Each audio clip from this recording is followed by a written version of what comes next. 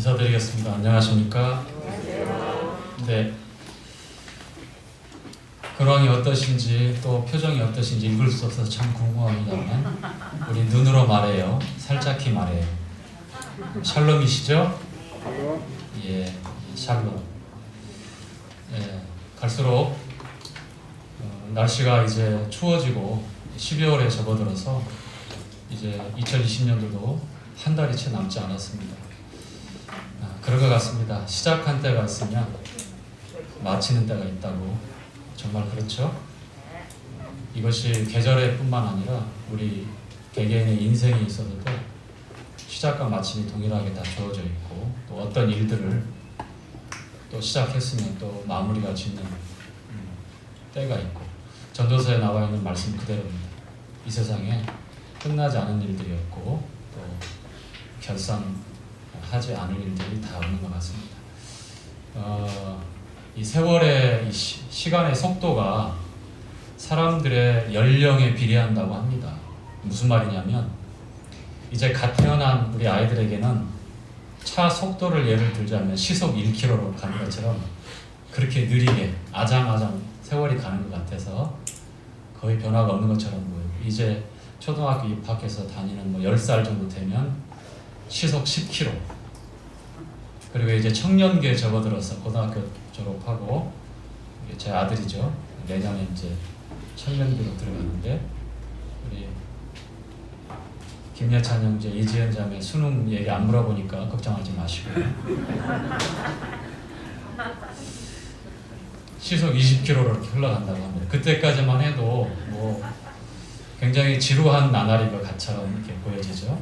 그런데 30, 40 넘어가면서부터 이제 중년에 딱 접어들고 50 넘어가고, 그리고 이제 60, 70 노년기, 이제 황혼기 80 접어들면 그만큼 빨리 지나가는 것처럼 그렇게 느껴진다고 합니다. 정말 그러신가요? 네. 저는 벌써 느끼고 있습니다. 정말 그 피부로 너무 느끼고 있습니다. 피부로 느끼는 건 무슨 느낌이냐면 얼굴이 좀 변하고 있더라고요.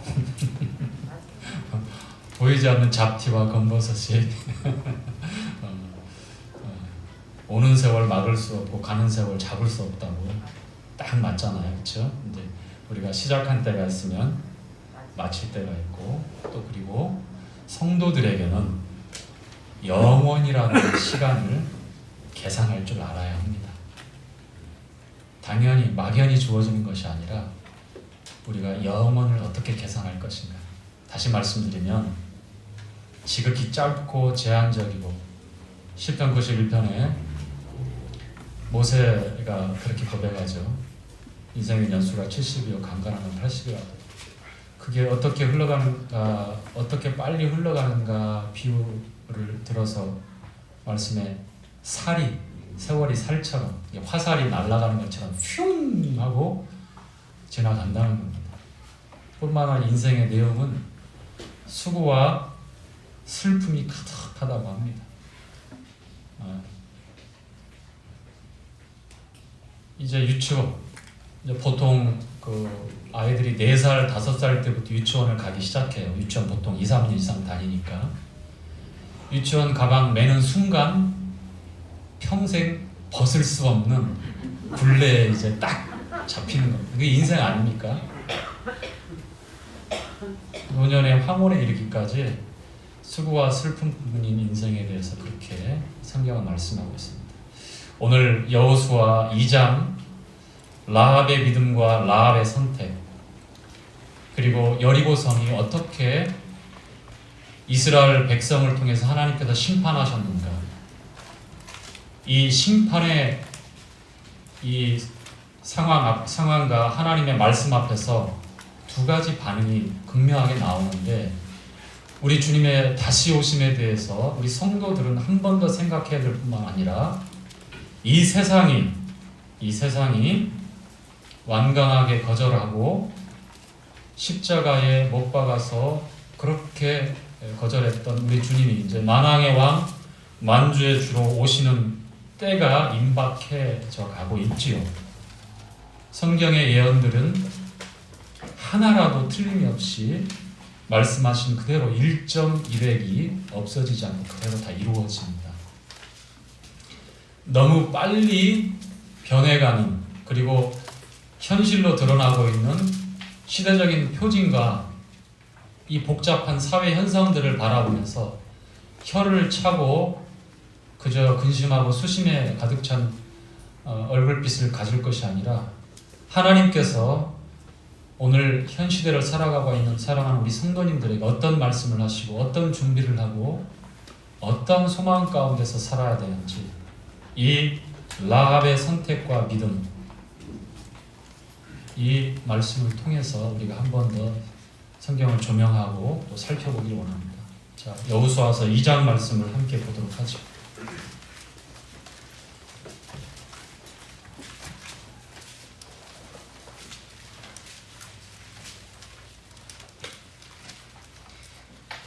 자, 때는 40년 전으로 거슬러 올라가 보지요. 출애굽을 해서 이제 하나님의 놀라운 기적의 연속, 애굽에 임한 10가지 재앙 마지막 장자를 멸하는 온 애굽을 심판하고서 그제서야 출애굽할 수 있었던 이스라엘 백성들이 홍해 앞에서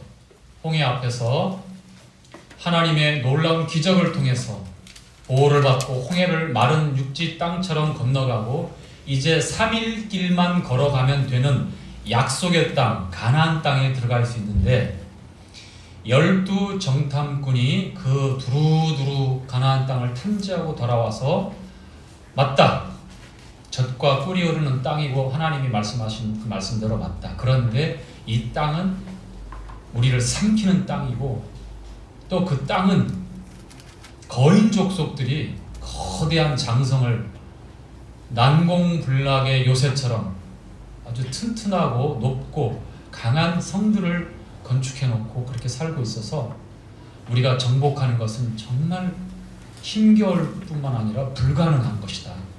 뿐만 아니라 우리는 그들에게 비교했을 때 거의 메뚜기 수준이다.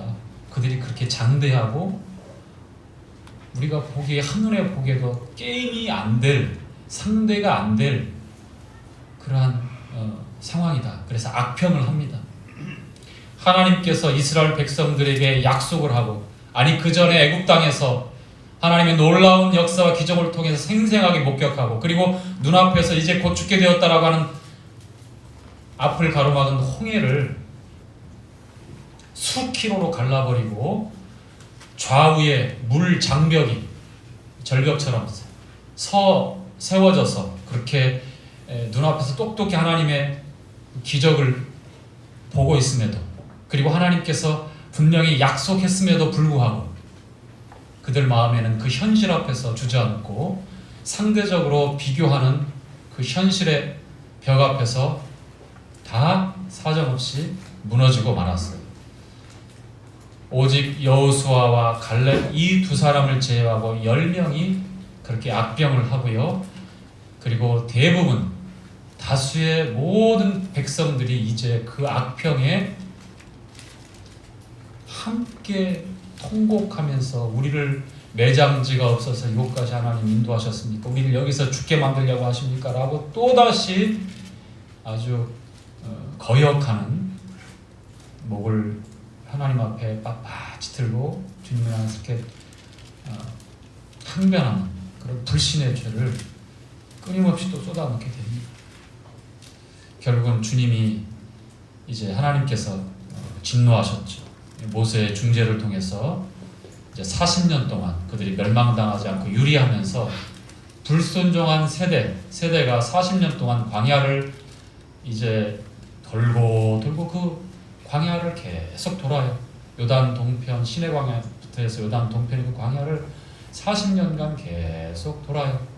40년간 아침에 내리는 만나를 먹고, 또 불평불만하면 메추라기라고 하는 그 특식도 주면서 계속해서 거역하고, 또 하나님의 징계를 받고, 또 불편하면 또 불평불만에 하나님 어쩌고 저쩌고 이렇게 이스라엘 백성들이 또 그렇게 하나님을 향해서 항변하고 또 지도자 모세를 향해서 또 계속해서 공격하고 또 불뱀을 보내서 또 징계하고 또 전염병으로 징계하고 그때그때마다 주님께서 자비를 베푸시고 또 참으시고 또 구원할 방법도 보여주시고 마실 물과 먹을 의복과 그리고 그 옷과 이 신발, 의복이 헤어지지 않게끔 그렇게 하나님의 절대적인 은혜와 보호 가운데서 그들이 살아요. 그럼에도 불구하고 여전히 이스라엘 백성들이 어떻습니까? 우리 가운데 하나님이 계신가? 안 계신가? 아침에 떠오른 그 구름 기둥을 바라보면서 저녁에 빛나고 있는 그 불 기둥을 바라보면서 하나님이 함께 하시고 하나님이 임재하시며 여전히 보호하시고 인도하시는 그 은혜 가운데 있음에도 불구하고 이스라엘 백성들은 우리 가운데 하나님이 계셔?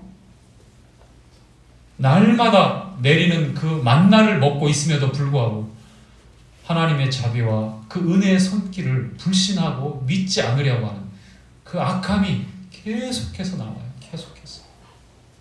이게 바로 우리 안에 육신과 같은 그러한 존재, 우리 안에 구원받았지만 우리의 주인 행세를 죽을 때까지 하려고 하는 주님이 심판해버리는 그 육신과 같은 그러한 활동이 이스라엘 백성들의 그러한 불편한 불신과 하나님을 대한 항변들이 그런 겁니다. 오늘날 여전히 저나 여러분에게도 이와 같은 육신의 끊임없는 도전과 우리를 속이고 주장하려고 하는 주인 행세를 하려고 하는 그러한 일들이 계속되고 있어요. 로마서 8장은 말씀하고 있죠. 육신의 생각은 사망이고 또 육신은 하나님을 절대로 기쁘게 할 수 없을 뿐만 아니라 하나님 말씀을 받아들이지도 않고 순종하지도 않고 순종할 수도 없고 굴복이 안 된다고 말씀합니다. 그래서 개선해서 참고 기다리고 잘 다듬어서 사용할 게 아니라 주님과 함께 심판해버리고 죽어야만 되는 거였어요. 내가 그리스도와 함께 십자가에 못 박혔나니 그런즉 이제는 내가 산 것이 아니요 내 안에 그리스도께서 사신 것이라. 이제 내가 육체 가운데 사는 것은 나를 위하여 나를 사랑하사 나를 위하여 자기 몸을 버리신 하나님의 아들의 믿음, 하나님의 아들을 믿는 믿음, 그 믿음으로 산다라고 사도 바울은 갈라디아에 있는 성도들이 그렇게 고백하고 있습니다. 이것은 만고불변의 성도들이 육신의 정욕과 안목의 정욕과 이생의 자랑이 우리를 끌고 우리를 무력하게 만들고 이 세상 가운데서 믿음으로 살지 못하도록 만드는 그러한 이 현실 속에서 어떻게 믿음으로 살아야 되는지 가르쳐주고 있는 아주 핵심을 지적하고 있는 말씀입니다. 죽었구나. 믿음이 아니면 안 되는구나. 그리스도 안에서 나를 발견하고 그리스도의 이름으로 사는 것이 우리 주님의 믿음으로 우리 주님을 향한 믿음으로 사는 것이 이와 같은 상황을 이길 수 있는 그러한 방법이구나 라는 말씀을 그렇게 증거하고 있는 것이죠. 이스라엘 백성들이 광야를 40년 동안 유리하면서 이제 만 20세 이상 그때 주님 말씀을 믿지 못하고 불신했던 여호수아와 갈렙 두 사람을 제외하고 만 20세 이상 전쟁에 나갈 만한 기성세대는 40년 동안 남녀노소 남녀를 불문하고 다 죽게 돼요. 그리고 종이 되어지고 죽을 것이다라고 걱정했던 자녀들, 아직 태어나지 않은 40년 동안 또 광야에서 태어난 세대들 있겠죠. 제2세대들 그리고 20세 이하의 그런 자녀 세대들이 있겠죠. 이제 40년간 다 죽고 계속 매일마다 장사 지내는 일이 끊이지 않습니다. 이스라엘 가정에는 40년간이 그런 세월이에요. 육신을 정리하지 않으면 약속의 땅에서 전쟁할 수 없고요. 거기서 안식과 평안을 누릴 수 없기 때문에 하나님은 이스라엘을 통해서 오늘날 이 시대에 현재 우리 성도들의 신앙의 삶에 대해서 또 말씀하기를 원하십니다. 새로 태어난 세대, 이 세대를 이끌고 가나안에 들어가게 되죠. 그런데 그 인도자가 모세가 아니라 여호수아예요. 모세 역시 그렇게 지면에 그 인내와 온유가 많았던, 이 모세보다도 그 온유함이 이렇게 부드럽고 참고 그렇게 품으려고 했던 그런 사람이 없었는데도 불구하고 이스라엘 백성들이 얼만큼 강팍하고 완악했는지 참다 못해서 마지막에 다시는 돌이킬 수 없는 후회를 하죠. 명령을 해서, 뜨인 반석을 향해서 명령을 해서 하나님의 말씀을 따라 반석에 명령을 해서 물을 내게 해야 되는데, 화가 나니까 잠깐 이 온유함이 온 지면에는 어떤 사람보다 승했던 모세가 화가 나서 그 잠깐 이성의 끈을 놓았어요. 그래서 그 막대기로 반석을 2번 내리치면서 내가 너희를 위해서 이 반석에서 물을 내려 하면서 쿵쿵 쳐버린 거예요. 그 순간에 그 실수가 그 약속의 땅을 느보산에 올라가서 그냥 바라보기만 하고 그 발걸음을 들여놓을 수가 없는 그런 안타까운 그런 마지막을 맞게 되죠. 여호수아가 지도자가 되어서 이제 이스라엘 백성들을 이끌고 가는 내용의 첫 번째 관문이 바로 요단강이고, 요단강을 건너면 기다리고 있는 이 팔레스타인 서부 지역의 곡창지대에 가장 그 여리고성이 거기를 딱 막고 있는 거예요. 그 관문이라고 얘기하는데, 큰 성은 아닙니다. 그 둘레가 1km가 되지 못하니까, 성벽 둘레가 1km가 채 되지 못하니까 그렇게 큰 성은 아니지만, 그러나 광야에서 옥과 시온을, 그 아모리 왕 2왕을 통해서 전쟁을 했기 때문에, 그리고 기성세대가 아니라 이제 다시 태어난 그 자녀 세대와 다시 태어난, 광야에서 태어난 세대이기 때문에 새로운 인도자 여호수아를 통해서 말씀을 따라 그렇게 순종하며 흔들림 없이 그렇게 앞으로 일관성 있게 인도함을 받는 그런 무리가 되었죠, 이스라엘 백성들이. 그래서 여호수아가 이제 이 여리고를 이제 대해서 성문을 열고 항복하면 되지만 그렇지 않잖아요. 가나안 땅에 7 족속이 있는데 그 중에 구원받은 사람이 유일하게 나오는데, 이 라합과 그 가족들, 그리고 한 민족이 나오는데 기브온 민족이에요. 멀리서 들려오는 하나님의 심판의 소리, 하나님의 백성 이스라엘 백성들을 통해서 어떻게 하나님께서 하나 둘 심판하고 계시는지 점점 다가오는 그 소식을 듣고 반응하고 어떠한 선택을 하는지에 따라서 사느냐 죽느냐가 결정된 거였어요. 그 중에 기브온 민족은 후에 이제 전개되는 상황이지만 꾀를 내어서 사신들을 먼저 보내요. 가까운 데 있음에도 불구하고, 며칠 길에 있음에도 불구하고 곰팡이 난 빵, 낡고 헤어진 옷 같은 것들 입게 해서 이제 여호수아가 있는 그 이스라엘 백성들 앞에 가서 이렇게 자기들의 사정을 얘기하면서, 이렇게 먼 나라에서 왔는데 소식을 듣고 우리가 이렇게 왔다. 우리는 하나님이 참 이 세상에 하나님이 신인 것을 알고 당신들과 화평하게 지내기 위해서 왔다라고 평화주약을 맺게 돼요. 전후 사정을 모르는 여호수아와 이스라엘 백성들은 함께 평화주약을 맺고 그리고 돌려보내게 됩니다. 그런데 정복전쟁을 쭉 하고 있는 여정에 알게 되죠. 며칠 거리에 있었던 민족이고 우리가 심판하고 정복해야 될 대상이 기브온 족속이었다는 것. 그런데 이 기브온 족속들은 이 하나님의 심판의 소식 앞에서 두 손 두 발 다 들고 자기들이 살 길을 하나님의 은혜를 바라보고 하나님의 그 심판 앞에 처분대로 하옵소서라고 그러한 마음으로 다 포기하고 나온 거예요. 자, 오늘 이 여호수아서 2장 말씀에 이 라합이 있는 여리고성에서 어떠한 일들이 일어나는지 우리가 읽어가면서 한번 보게 될 거예요.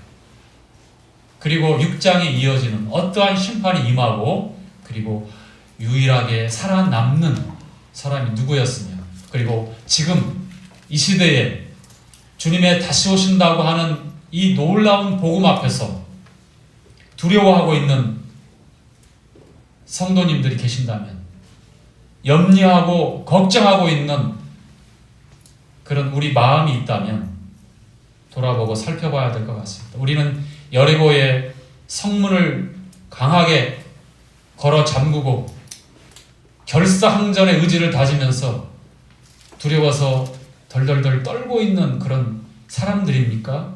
그렇지 않죠? 그렇지 않아요.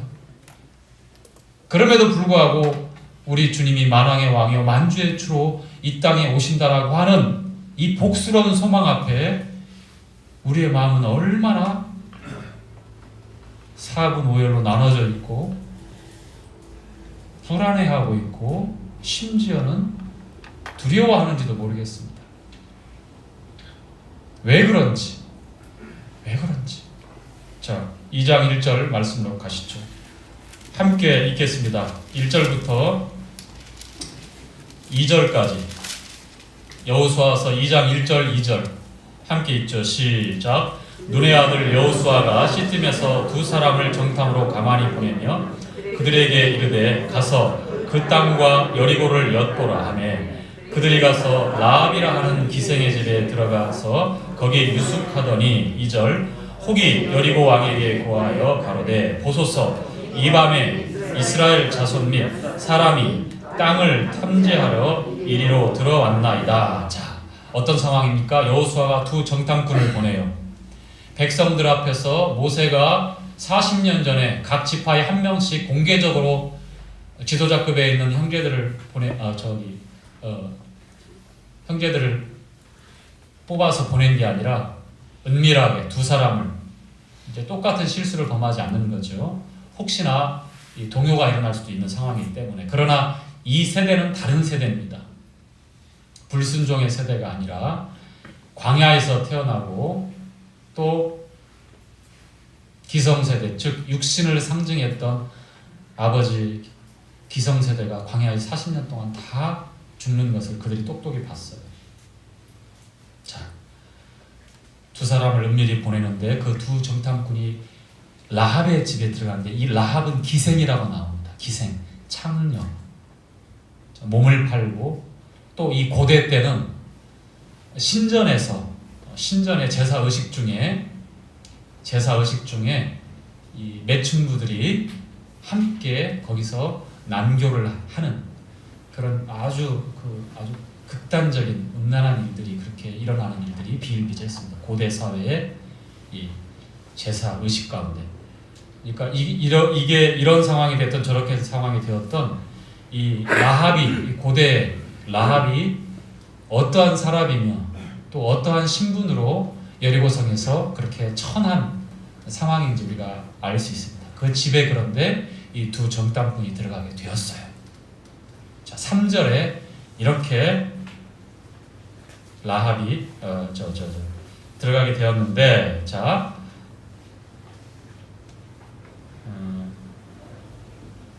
2절에 보니까 이제 여리고가 얼만큼 비상 계엄이 발동되어져 있는지 아시겠죠? 긴장하고 바짝 신경 써서 정보망을 총동원하고 그리고 불침번들, 파수꾼들을 곳곳에 두어서 이제 3일길 너머에 있는 이스라엘 백성들이 곧 들이닥칠 텐데 결사항전의 의지를 가지고 지금 물샐 틈 없는 철통 방어를 지금 기하고 있는 거예요.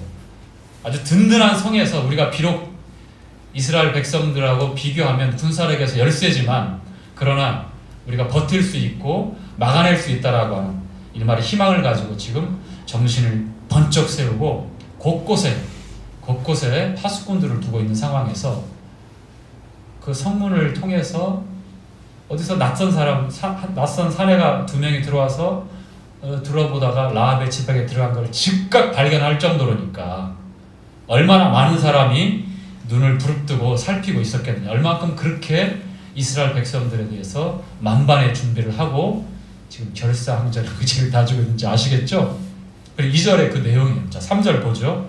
자, 여리고 왕. 여기는 뭐 해봤자 지금처럼 왕하면 뭐 1000만 이상의 수백만 이상의 어떤 큰 영토를 가지고 다스리는 그런 왕으로 생각하면 안 되고요. 수천, 수만, 그러니까 조그마한 도시를 지배하고 있는 그런 지도자, 그런 왕이다라고 보시면 돼요. 자, 3절 함께 읽죠. 시작. 여리고 왕이 라합에게 기별하여 가로되 내게로 와서 내 집에 들어간 사람들을 끌어내라. 그들은 이 온 땅을 탐지하러 왔느니라. 여리고뿐만 아니라 가나안을 정복하기 위해서 하나님의 심판의 도구가 되는 이스라엘 백성들에서 그들은 잘 알고 있죠. 자, 끌어내라. 이제 군사들을 보내서 그렇게 기별하고 있습니다. 자, 라합이 이렇게 그들에게 얘기합니다. 자, 4절 함께 읽죠. 시작. 그 여인이 그 두 사람을 이미 숨긴지라 가로되 과연 그 사람들이 내게 왔었으나 그들이 어디로서인지 나는 알지 못하였고. 자, 5절 그 사람들이 어두워 성문을 닫을 때쯤 되어 나갔으니 어디로 갔는지 알지 못하되 급히 따라가라. 그리하면 그들에게 며칠이라 하였으나. 자, 라합은 무슨 배짱으로 이렇게 대놓고 거짓말을 하고 있는지 모르겠습니다. 자, 반역을 하고 있어요. 가나안 입장에서, 특히 여리고 입장에서 그의 안위를 지켜주고 있고 그가 몸담고 있고 그의 국적이나 그의 신분이 그의 속해 있는 땅이 어딥니까? 여리고 가나안 땅이죠. 그런데 여리고 왕이 그 두 정탐꾼을 잡아서 고문하고 그들을 통해서 이스라엘 백성들의 동태를 살피고 더 만반의 준비를 갖출 수 있게 하는 것이 마땅히 해야 될 일임에도 불구하고 반역, 거역을 하고 있어요. 배반을 하고 있습니다. 여러분 어떻게 생각하십니까? 자, 지금 객관적인 사실은 라합이 지금 거짓말을 하고 있는 거예요. 거짓말. 자, 10계명 가운데 제 9계명 있죠? 거짓말하지 말라. 거짓 증언하지 말라고요. 어떻게 생각하십니까? 자, 거짓말은 둘째치고 라합이 지금 반역을 하고 있어요. 반역. 자, 어떠한 선택을 하는지, 그 마음에 어떠한 결정을 내리고 있었는지. 그가 비록 나고 자라고 속해 있는 것이 여리고고 이 땅일지 모르지만 이 땅에서 나고 땅에서 살고 있고 땅에 속한 것 같지만 빌립보서 3장 20절에 오직 우리의 시민권은 어디에 있다고 말씀하고 있죠? 하늘에 있다고 말해요. 우리의 생활 권역이. 거기로서 우리 주님을 기다려요. 우리 주님의 능력으로 우리의 천한 몸이 주님의 영광스러운 몸처럼 변화될 것을 우리 기다린다고 말씀하고 있어요. 라합은 어떠한 결정을 그렇게 하게 되었을까? 그의 비루하고 비천한 인생을 돌아보면서 그의 현실을 보면서 그녀가 어떠한 소망을 갖게 되었는지, 그리고 사는 길이 어떤 길인지, 어떠한 선택을 통해서, 어떠한 결정을 통해서 그녀의 인생이 뒤바뀌어지는지 계속해서 읽어가겠습니다. 자, 5절 읽고 6절 계속 읽죠. 시작. 실상은 그가 이미 그들을 이끌고 지붕에 올라가서 그 지붕에 벌려놓은 3대에 숨겼더라. 7절 그 사람들은 요단길로 나루터까지 따라갔고 그 따르는 자들이 나가자 곧 성문을 닫았더라. 어둑어둑 밤이 되어서 이제 그 추적자들이 이 라합의 말을 따라서 요단 나루터까지 갔지만 이제 헛수고를 하게 되는 거죠. 이미 라합은 들이 닥칠 것을 알았고 지붕에 3대, 이 3배, 3 직물이에요. 그거 이제 옷 만드는 그 직물을 말리고 있는데 거기에다가 이 두 사람 정탐꾼을, 이스라엘 정탐꾼을 숨겨두고 3대로 덮었어요. 잠쪽같이. 혹시라도 수색을 하더라도 발견되지 않도록. 수색을 다 합니다. 말만 듣고 그냥 문 앞에서 응 하고 나가는 게 아니라 이게 지혜롭게 이미 라합은 어떠한 상황이 전개될 걸 알고 다 미리 숨겨놓고서 그렇게 합니다. 또 비슷한 또 예가 또 나와요. 여인이 우물 속에다가 또 정탐꾼 숨겨놓고 거기에다가 이렇게 곡식 같은 거 놓고 아주 그 지혜로운 여인들이 좀 많이 나와요. 여인들이. 참고로 말씀드리면 주님의 족보에 여인들이 4명이 나와요. 마리아는 제외하면 3명이 나옵니다. 누구누군지 아시겠습니까? 우리 예수님의 족보에, 그 영광스러운 족보에 3명이 나와요. 그 중에 한 명이 지금 라합이에요. 라합. 그녀의 신분이 뭐라고요? 창녀입니다. 기생입니다. 그럼에도 불구하고 주님의 족보에 다윗의 고조모로 예수 그리스도의 그 영광스러운 생명의 약속의 족보에 여인들이 등장하는데 이 라합이, 주목하십시오. 이 여인의 믿음, 히브리서 11장과 야고보서 2장에 이 행함이 있는 이 믿음, 증거되어진 믿음을 나타낼 때 이 라합을 또 예를 들어요. 자, 계속 보시죠. 8절. 두 사람이 눕기 전에 라합이 지붕에 올라가서 함께 읽습니다. 그들에게 이르러 9절 말하되, 자, 중요합니다. 9절 함께 읽습니다. 시작. 말하되 여호와께서 이 땅을 너희에게 주신 줄을 내가 아노라. 자, 하나님께서 이 땅을, 이 가나안 땅을 수백 년 동안 우리 조상들이 털을 잡고 일구고 개간하고 지금 살만한 나라로, 살만한 땅으로 만든 이 성과 이 땅 전체가 하나님께서 이스라엘 백성 너희들에게 준 것을 아노라. 하나님의 주권을 분명히 인정하는 거예요.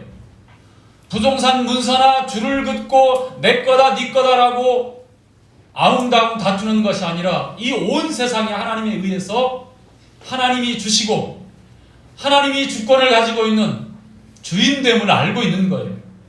땅뿐만 아니라 우리 인생의 주인됨이 누구라고요? 하나님인 것을 라합은 아는 거예요. 어떻게 알았을까요? 자, 계속해서 읽겠습니다.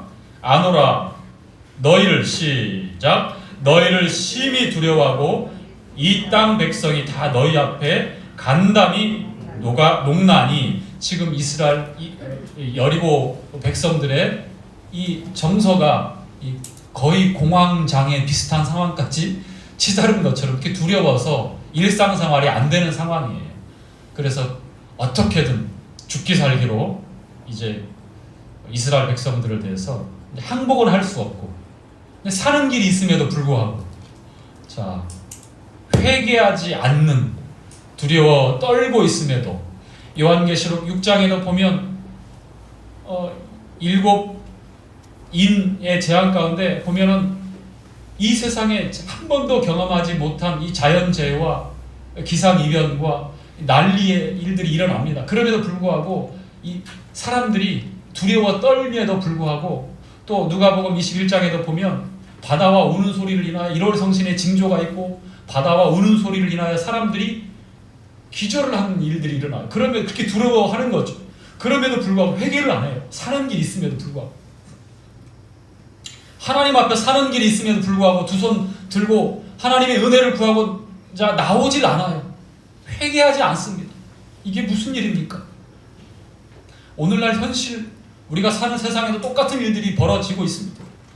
자, 10절. 이는, 함께 읽죠. 시작. 이는 너희가 애굽에서 나올 때에 여호와께서 너희 앞에 홍해물을 마르게 하신 일과 너희가 요단 저편에 있는 아모리 사람의 왕 시온과 옥에게 행한 일, 곧 그들을 전멸시킨 일을 우리가 들었습니다. 우리가 어떻게 했다고요? 들었습니다. 이 심판의 소식을 들었어요. 누구에게는 두렵고 떨리는 소식이 되지만 누구에게는 회개할 수 있는 복음이 되어지는 것이, 어떻게 하나님의 심판의 소리, 우리 주님이 다시 오신다라고 하는 이 말씀, 이 복음이 두려워 떨며 결사항전의 의지를 다지고 아마겟돈이라고 하는 무기토 평원의 용의 입과 짐승의 입과 거짓 선지자 입에서 나온 개구리의 영과 개구리 같은 그 마귀의 영, 이 마귀의 영을 따라서 온 세상 왕들과 군왕들이, 이 군인들이, 힘 있는 자들이 이 무기또 평원에 모입니다. 어떻게 하려고요? 만왕의 왕 만주의 주로 오시는 우리 주님을 대항하고 전쟁하기 위해서. 세상이 이래요. 변하지 않습니다. 사는 길이 있음에도 불구하고 왕이 우리에게는 필요 없습니다. 이스라엘 백성들이 십자가에 못 박으라고 주님을 십자가에 못 박으라고 외칠 때 가이사 외에는 우리에게 왕이 없나이다 라고 그렇게 자기 마음에 있는 걸 이실직고하잖아요. 이 가이사는 이 세상의 왕 사단을 상징하지 않습니까? 하나님이신 예수님 거절하는 거예요. 죽여서 우리 눈앞에서 없애버리고 우리들의 왕을 세우고 우리는 우리끼리 그렇게 행복을 추구하면서 유토피아 세상을 만들어서 살겠노라고 이 세상은 그렇게 굴러가고 있지요. 우리가 이 세상을 떠날 수 없지만 사랑하는 성도님, 우리는 세상에 속한 자들이 아니에요. 우리의 왕은 예수님입니다. 우리의 주님은 그리스도예요. 만왕의 왕 만주의 주로 오신다고 하신 주님, 마라나타라고 우리는 다 알고 있죠. 말씀 후에 우리 청년들이 마라나타 특송을 하게 될 거예요. 여러분에게 이와 같은 소망이 있어야 되는데 주님이 다시 오신다라고 하는 이러한 중요한 메시지, 복음을 듣고서 세상은 정말 여리고처럼 그런 반응을 보이는 게 당연하겠지만 우리는 라합처럼 선택하고 결단하고 구별해야 합니다. 이 세상에 속한 자들이 아니기 때문입니다.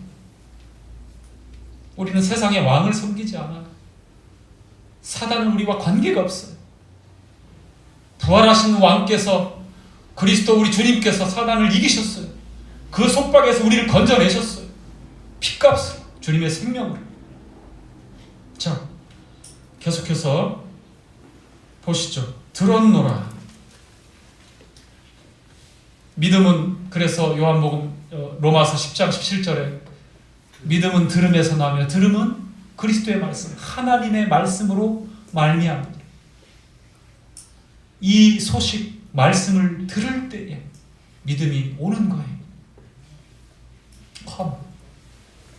자, 11절 시작. 우리가 듣자 곧 마음이 녹아 너희의 연고로 사람이 정신을 잃었나니 너희 하나님 여호와는 상천하지의 하나님이시니. 이 얼마나 분명한 신앙을 고백합니까? 너희 하나님은 상천하지의 하나님이시니. 하늘 위에 땅 위에 많은 신이라고 불려지고 경배를 받고 숭배받는 그런 존재들이 있지만 여리고성엔 없겠습니까? 가나안 땅에 얼마나 많은 신들이 있겠습니까? 광명의 찬사로 위장한 이 사단이 하나님의 자리에서 하나님의 영광을 도둑질하며 이사야 14장의 말씀에 기록된 대로 내가 뭇별에 내 보좌를 높이며 지극히 거룩한 자와 비길 것이라 하나님의 영광을 찬탈하고 도둑질하는 이 거짓 신이, 거짓 왕이 참신이 아니라는 것을 라합은 분명히 듣고 확인하고 그리고 그 신앙을 고백하고 있어요. 상천하지에 하나님밖에 없다는 겁니다. 이스라엘의 하나님 외에는 참신이 없다라고 고백하는 겁니다. 우리가 경배하고 마땅히 영광을 돌려드릴 분은 하나님밖에 없다라는 겁니다. 그래서 그러한 선택을 하고 그러한 결정을 하고 라합이 그렇게 하나님 앞에, 그 은혜 앞에 나오는 거예요. 그의 신분이 어떤지, 그의 삶이 어떤지, 그의 과거가 어떤지, 그의 현실이 어떤지 그것이 문제가 되지 않아요. 하나님의 말씀 앞에서 당신의 지식과 사회적인 배경과 양심의 상황과 어떠한 생각과 어떠한 삶을 살았으며 현실에 어떠한 무거운 짐에 짓눌렸는지 그것이 문제가 되지 않아요. 오늘날 여전히 누구든지 내게 오라. 주님은 변하지 않는 약속을 하시고 누구라도 품고 안고 씻어서 거룩하게 하실 수 있는 분이 주님이에요. 라합은 알죠. 자, 12절 시작. 그러므로 청하노니 내가 너희를 선대하였음즉 너희도 내 아버지를 집을 선대하여 나의 부모와 남녀 형제와 무릇 그들에게 있는 모든 자를 살려주어 우리 생명을 죽는 데서 건져내기로 이제 여호와께로 맹세하고 내게 진실한 표를 내라. 14절 두 사람이 그에게 이르되 네가 우리의 이 일을 누설치 아니하면 우리의 생명으로 너희를 대신하리라 할 것이요 여호와께서 우리에게 이 땅을 주실 때에는 인자하고 진실하게 너를 대우하리라. 자, 15절 라합이 그들을 창에서 줄로 다리래우니 그 집이 성벽 위에 있으므로 그가 성벽 위에 거하였음이라. 16절까지 라합이 그들에게 이르되 두렵건대 따르는 사람들이 너희를 만날까 하노니 너희는 산으로 올라가 거기 사흘을 숨었다가 따르는 자들이 돌아간 후에 너희 길을 갈지니라. 자, 우리가 읽었던 대로 이제 그들을 숨겨서 또한 그들을 안전하게 성벽에서 내려가게 합니다. 라합의 집이 성벽에 같이 있어요. 그러니까 외부에서 봤을 때 가장 눈에 잘 띌 뿐만 아니라 적들이 공격하기 가장 좋은 곳이죠. 그러니까 그의 삶이, 그의 배경이 또 라합에게 속한 그 식솔들이나 상황들이 참 녹록지 않은 삶을 여리고성에서 살고 있는 거예요. 저 안쪽에 안락한 곳에서, 안전한 곳에서 이렇게 집이 있는 것이 아니라 성벽에서 노출되어 있는 그러한 집. 아마 전세를 산다고 하면, 사글세를 산다고 하면 뭐 서울집 전세가 너무 지금 올라서 제가 이게 말하는 게 어울리지도 않지만 사골세로 사는지도 모르겠습니다만 그렇게 열악하고 그리고 사회적으로도 굉장히 천대받고 비루한 삶을 살고 있는 그 직업이 창녀인 라합입니다. 그러나 그 마음에서 일어나고 있는 변화와 결단을 보십시오. 하나님은 사무엘상 16장에 사람의 외모를 본다고 그랬습니까? 중심을 본다고 그랬죠. 그렇죠. 또한 시편에서 또 동일한 말씀을 하시죠. 시편 91편에 나오나요? 제가 기억력이 한계입니다만 하나님은 그 중심을 살피고 하나님은 자비를 베푸십니다. 중심을 살피고. 자, 이제 정말 중요한 대목 한 대목 남았습니다. 함께 읽죠. 자, 18절 정말 중요합니다. 함께 읽죠. 자, 안 읽는 사람 있는데 큰 소리로 저 뒤에 우리 창도 형제 목소리 안 들리는 것 같은데 좀 크게 좀 읽어주세요. 그 옆에 고개 푹 숙이고 있는 우리 저기 도성 형제 목소리 안 들려요? 자, 18절 함께 읽죠. 그 옆에 멀뚱멀뚱 저만 보고 있는 용문이 형제 같이 크게 좀 우리 청년들이 배에다 힘을 주고 자, 함께 읽죠. 18절 정말 중요합니다. 핵심입니다. 시작. 우리가 이 땅에 들어올 때에 우리를 달아내리운 창에 이 붉은 줄을 내고 내 부모와 형제와 내 아비의 가족을 다 내 집에 모으라. 이 붉은 줄 증거물을 주는데 집에다가 창가에다가 무얼 매서 달아내리라고요? 붉은 줄. 뭐 파란 줄도 있을 수 있고 뭐 연보라색의 줄 있을 수 있고 하얀 줄도 있을 수 있고 다양한 색깔 뭐 지금처럼 뭐 화려한 색깔이 있을 고대 사회는 아닙니다만 특별히 붉은 염료를 들인 그 붉은 줄을 두 정탐꾼이 주면서 라합에게 식별할 수 있도록 창문에 내리 달아 놓으라고 말합니다. 붉은 줄. 그것이 증거입니다. 라합의 선택과 라합의 믿음과 상처나지에 하나님밖에 안 계신다고 하는 그 분명한 믿음을 나타낼 수 있도록 증거물을 받았고 그 증거물을 달아 내려오라. 이것이 약속입니다. 그 붉은 줄을 볼 때에 어떻게 한다고요? 넘어갈 것이다. 6장에 가서 보면 여러분 확인할 내용들이 나오지만 폭삭 주저앉아요. 이 성 자체 성벽이 그냥 와르르 무너져서 불규칙적으로 어디는 남아있고 어디는 막 있고 그런 게 아니라 플래트, 아주 납작하게, 펠다운 플래트, 납작하게 이 성 자체가 하나님이 그렇게 무너뜨렸어. 그런데 이 라합의 집과 그에 드리워진 붉은 줄은 어디서 봐도 선명하게 볼 수 있도록 주님이 그것을 보존하십니다. 출애굽기 12장이에요. 그리고 레위기 14장과 민수기 19장에도 동일한 내용이 나오는데요. 이 붉은 어린 양의 피, 속죄제의 피를 7번 뿌리고 바르고 그리고 밖에서 볼 수 있도록 그렇게 주님이 말씀해요. 우리가 잘 아는 대로 출애굽할 때 마지막 장자를 멸하는 재앙에서 1년 된 흠없는 순 양을 잡아서 우슬초에 그 양의 피를 묻혀서 사람이 출입하는 그 문에 인방과 좌우 문설주에 붉게 칠해 놓으라고 말씀합니다.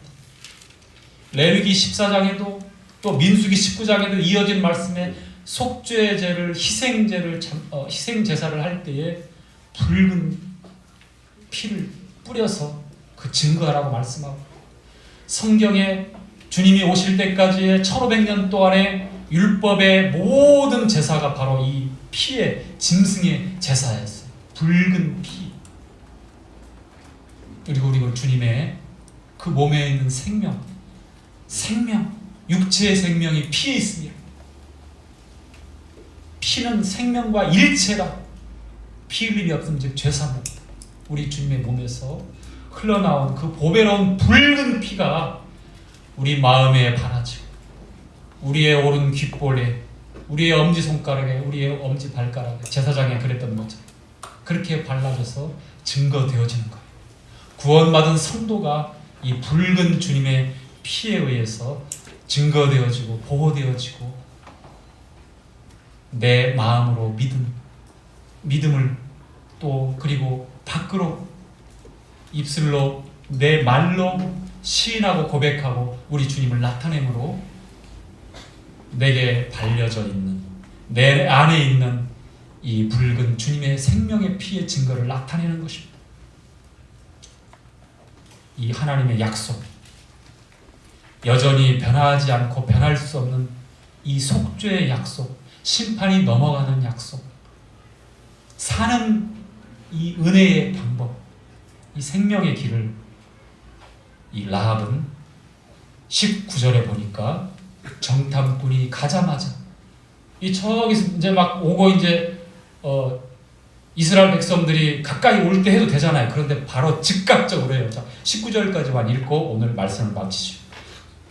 자, 시작. 누구든지 내 집 문을 나서 거리로 가면 그 피가 그의 머리로 돌아갈 것이요 우리는 허물이 없으리라. 그러나 누구든지 너와 함께 집에 있는 자에게 누가 손을 대면 그 피는 우리의 머리로 돌아오려니와. 20절. 네가 우리의 이 일을 누설하면 내가 우리로 서약해 한 맹세에 대하여 우리에게 허물이 없으리라. 21절. 라합이 가로되 너희의 말대로 할 것이라 하고 그들을 보내어 가게 하고 붉은 줄을 창문에 매니라. 이 두 정탐꾼을 내어 보내고 바로 붉은 줄을 창문에 매어 답니다. 여러분에게 이 줄이 있습니까? 이 줄을 매어 달아 놓으셨습니까? 네, 아멘. 이어지는 교제는 다음에 하도록 하겠습니다. 이상 교제를 마치고요. 후에 성도들의 삶에 대해서 어떻게 연결이 되는지 그렇게 아울러서 교제하도록 하겠습니다.